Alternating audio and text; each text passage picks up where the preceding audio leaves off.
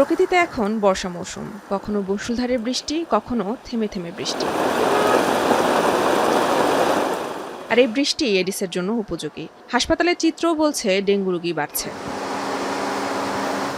ঢাকার দক্ষিণের কাঁঠালবাগান এলাকার একটি স্কুলে গিয়ে দেখা গেল মূল ফটকের সামনে জমে আছে পানি। থেমে থেমে হওয়া বৃষ্টিতে স্কুলের বিভিন্ন জায়গায় তৈরি হয়েছে স্যাঁতসেঁতে অবস্থা।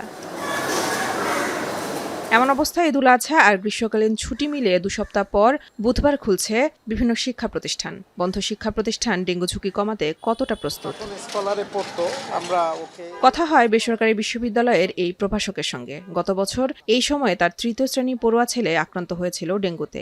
তাই দীর্ঘ ছুটির পর স্কুলের পরিচ্ছন্নতা নিয়ে তার উদ্বেগ বাড়ে। কিছুটা তো আছেই ভয়ের বিষয়, কিন্তু অ্যাট দি সেম টাইম আসলে আমরা যেখানে যে ডুয়েলিং প্লেসগুলোতে থাকি সেখানেও তো ডেঙ্গু হতে পারে। স্কুলগুলো পরিষ্কার করে তারপর ওপেন করলে এটা সার্টেনলি ইটস হেলথ কন্ডিউসিভ।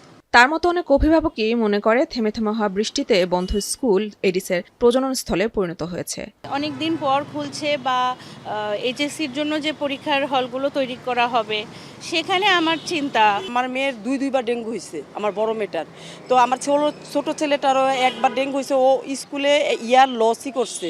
সবারই সতর্ক থাকতে হবে, বাচ্চাদেরও এবং আমাদেরও এবং কর্তৃপক্ষেরও। তো অনেক ভয় লাগে, কারণ সবাই তো সবার চায়, তাই না? এখন আমিও আমার বাচ্চা নিরাপত্তা চাবো।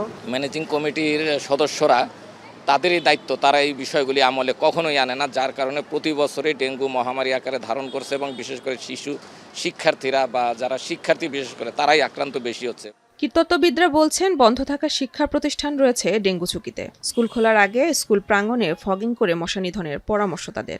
শিক্ষা প্রতিষ্ঠানের যারা দায়িত্বে আছেন তাদেরকে যে কাজটি করা উচিত সেটি হলো খোলার আগের দিনই স্কুল এবং কলেজগুলোকে পরিষ্কার পরিচ্ছন্ন করে কোথাও কোনো পাত্রে পানি জমা আছে কিনা যদি থাকে সেটিকে ফেলে দেওয়া। কোনো বাচ্চা যদি বাড়িতে জ্বরে আক্রান্ত থাকে বা ডেঙ্গু পজিটিভ থাকে তাহলে সেই বাচ্চার স্কুলে না পাঠানোই ভালো। তবে স্কুল বন্ধ খোলার আগাম ঘোষণা থাকলেও এ বিষয়ে ঢাকার 2 সিটি কর্পোরেশনের কোনো দৃশ্যমান পদক্ষেপ নেই। ঢাকা উত্তর সিটি কর্পোরেশন বলছে যেসব স্কুলে মশার ঘনত্ব বেশি থাকবে সেসব স্কুলে অভিযান চালাবে তারা। এছাড়াও স্কুল ছুটির পর স্কুল শিক্ষক এবং শিক্ষার্থীদের স্কুল পরিষ্কারের আহ্বান জানিয়েছেন উত্তরের মেয়র। পানি আমরা কোথাও জমিয়ে রাখতে পারবো না। পানি জমিয়ে রাখলেই এটি এডিস মশার কামড় থেকে ডেঙ্গুর থেকে আমাদের মৃত্যু হতে পারে। কাজে আমি তোমাদের সকলকে বলবো, ছোট্ট মুনিদেরকে, প্রিন্সিপাল সাহেবকে বলবো এই ক্যাম্পেইনগুলো চালানোর জন্য। অন্যদিকে ঢাকা দক্ষিণ সিটি কর্পোরেশন জুলাইয়ের প্রথম সপ্তাহ থেকে বিভিন্ন শিক্ষা প্রতিষ্ঠানে চালাবে চিরুনি অভিযান। প্রত্যেক স্কুল, আমাদের প্রাইমারি শিক্ষা বোর্ড সবার কাছেই আসলে আমাদের একটা অফিসিয়াল চিঠি যায় এবং সতর্কতা, এবং শুধু তাই না, আমরা ডেঙ্গু মৌসুম শুরু করার আগেও তাদের সবাইকে নিয়ে সতর্কতামূলক একটা আমাদের মেয়র মহোদয়ের নিজস্ব একটা প্রোগ্রাম হয় এবং সবাইকে আমরা ওই সভাতে ডাকি এবং তাদেরকে সবাইকে সতর্ক করা হয়। আমরা প্রত্যেক বছরই চিরুনি অভিযানটা করি, এবছরও করি।